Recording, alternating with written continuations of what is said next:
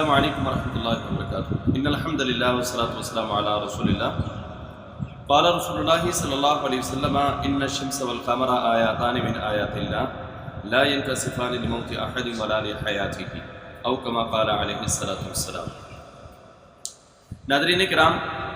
اللہ کے رسول صلی اللہ علیہ وسلم کی حدیث مبارکہ ہے۔ آپ علیہ الصلاۃ والسلام فرماتے ہیں کہ ان الشمس والقمر آیاتان من آیات اللہ،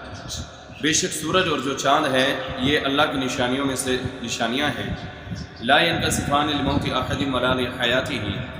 اور سورج کا گرہن لگ جانا یا چاند کا گرہن لگ جانا، اس کا تعلق کسی کی نہ موت سے ہے نہ کسی کی حیات سے ہے۔ ناظرین کرام، سائنس نے جس طرح سے آج ہمیں تنبیہ کی ہے، آج ہمیں اس نے باخبر کیا ہے کہ آج تقریباً 1:30 بجے کے قریب سے لے کر 4:34 تک سورج گرہن لگنے والا ہے۔ تو اس کے بارے میں شرعی احکامات کیا ہیں، آج ہم اس کے اوپر بات کرتے ہیں۔ اللہ رب العالمین ہم سب کی اصلاح فرمائے اور اعمال صالحہ کرنے کی توفیق عطا فرمائے۔ ہمارے ہاں بعض لوگ یہ سمجھتے ہیں کہ سورج گرہن یا چاند گرہن یہ کسی کی خوشی یا کسی غمی کی وجہ سے یہ اس طرح سے ہوتا ہے، یہ لگتا ہے۔ حالانکہ یہ کنسیپٹ غلط ہے۔ رسول اللہ صلی اللہ علیہ وسلم کے بیٹے سیدنا ابراہیم رضی اللہ تعالیٰ عنہ،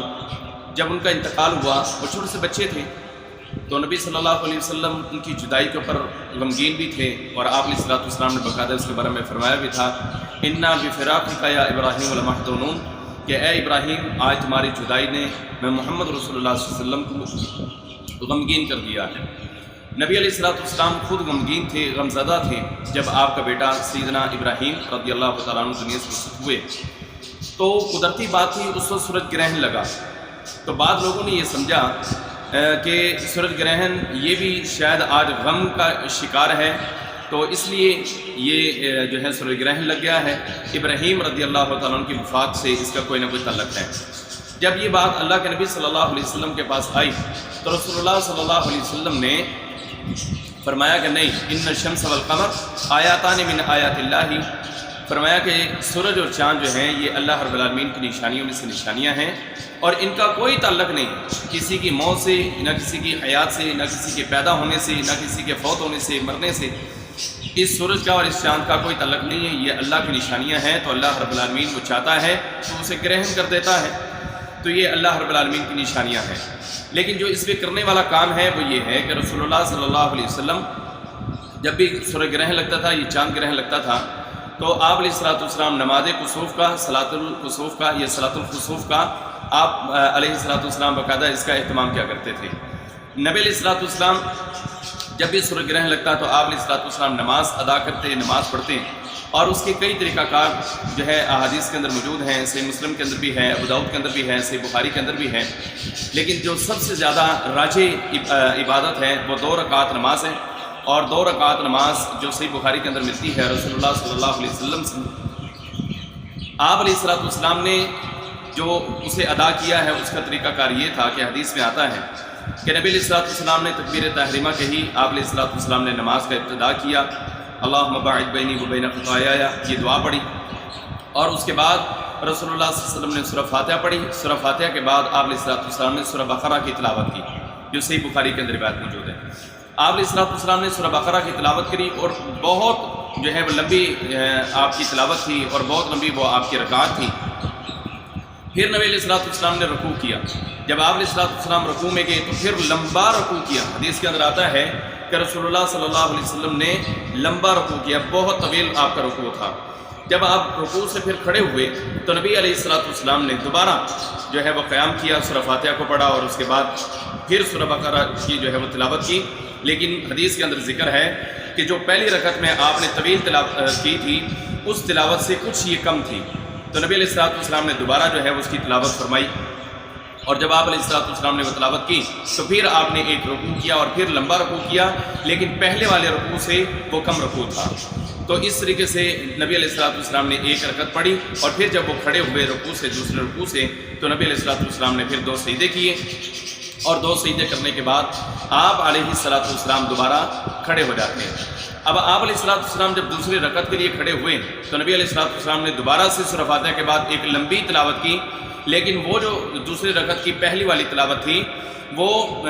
پہلی رکعت کی جو دوسری مرتبہ آپ نے تلاوت کی تھی اس سے بھی کچھ کم تھی،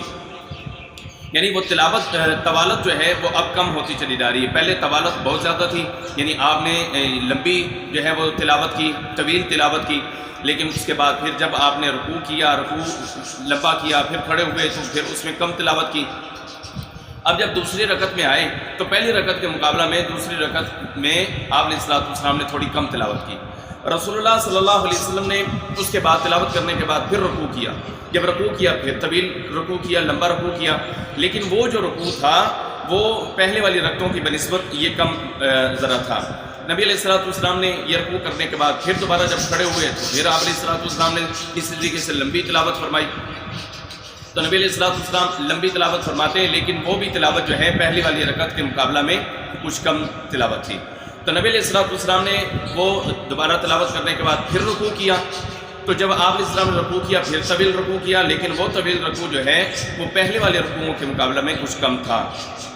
پھر نبی علیہ السلام کھڑے ہوئے اور پھر اس کے بعد آپ علیہ السلام نے 2 سجدے کیے، تشہد میں بیٹھے، التحیات للہ والصلوات والطیبات والسلام علیکہ ایھا النبی ورحمۃ اللہ وبرکاتہ، السلام علینا وعلی عباد اللہ الصالحین، یہ ساری دعا آخر تک پڑھی اور اس کے بعد درود پاک اللہم صلی علی محمد وعلی آل محمد الی آخرہ، یہ درود پاک درود ابراہیمی جو ہم پڑھتے ہیں، نبی علیہ السلام نے یہ درود پڑھا اور پھر آخر میں آپ نے دعائیں پڑھی اور پھر سلام پھیرا۔ تو صحابہ کرام فرماتے ہیں کہ رسول اللہ صلی اللہ علیہ وسلم نے جب یہ عمل کیا تو آپ علیہ السلام نے جب نماز شروع کی تھی تب سورج گرہن لگا ہوا تھا، لیکن جب آپ علیہ السلام نے وہ 2 رکعت نماز کہ جس میں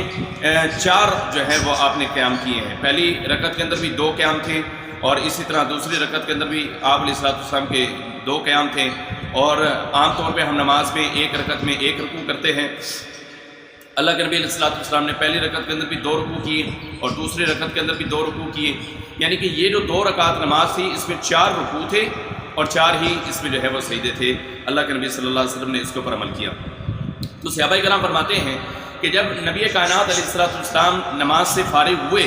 تب تک جو ہے وہ سورج صاف ہو چکا تھا، وہ جو گرہن لگا تھا وہ چھٹ چکا تھا اور وہ جو معاملات تھے وہ زائل ہو چکے تھے، وہ ختم ہو چکے تھے۔ تو نبی صلی اللہ علیہ وسلم اس کا باقاعدہ اہتمام کرتے تھے۔ تو ہمیں بھی چاہیے کہ جب یہ سورج گرہن لگتا ہے، یہ چاند گرہن لگتا ہے، تو اس میں ہم نماز کا اہتمام کریں، اس میں ہم اذکار کا اہتمام کریں، اللہ رب العالمین کو یاد کریں، قرآن پاک کی تلاوت کریں، تو انشاءاللہ تعالی اللہ کے نبی صلی اللہ علیہ وسلم کی سنت کے اوپر بھی عمل ہو جائے گا۔ اور جو یہ معاملہ ہے کہ جو اللہ رب العالمین سورج کو گرہن لگاتا ہے، یہ چاند کو گرہن لگاتا ہے، تو یہ اللہ کی نشانیوں میں سے نشانی ہے۔ تو ہم اللہ رب العالمین کے سامنے اپنے معاملات کو رکھیں اور استغفار کریں، اللہ سے اپنے گناہوں کی بخشش کو طلب کریں، اللہ رب العالمین سے معافی کو مانگیں، تو یہ ہمیں کرنا چاہیے۔ تو سورج گرہن، یہ چاند گرہن جو ہمارے معاشرے کے اندر دستور بنا ہوا ہے، بعض لوگوں کے ہاں ایک بچہ پیدا ہوتا ہے اور وہ بچے کا ہونٹ کٹا ہوتا ہے، ایک مثال کے طور پر تالو کٹا جسے جو ہے وہ کہتے ہیں، کسی کا تالو نہیں ہوتا، کسی کا ہونٹ جو ہے وہ کٹا ہوتا ہے، تو یہ ایک بدشگونی لی جاتی ہے اس سے کہ یقیناً جو ہے وہ چاند گرہن، یہ سورج گرہن لگا تھا اور یہ حاملہ عورت تھی اور حاملہ عورت جو ہے وہ صحن کے اندر باہر نکل آئی، اور یا پھر ایک اور بات کی جاتی ہے کہ جب چاند گرہن، یہ سورج گرہن لگنا ہوتا ہے تو اس میں بالخصوص چاند گرہن میں جب چاند گرہن لگنا ہوتا ہے تو اس میں پوری رات خاتون جو ہے وہ اپنے کمرے کے اندر وہ چلتی پھرتی رہتی ہے، وہ گھومتی رہتی ہے اور وہ آرام نہیں کرتی، وہ لیٹتی نہیں ہے۔ تو یہ سب بے بدشگونیاں ہیں،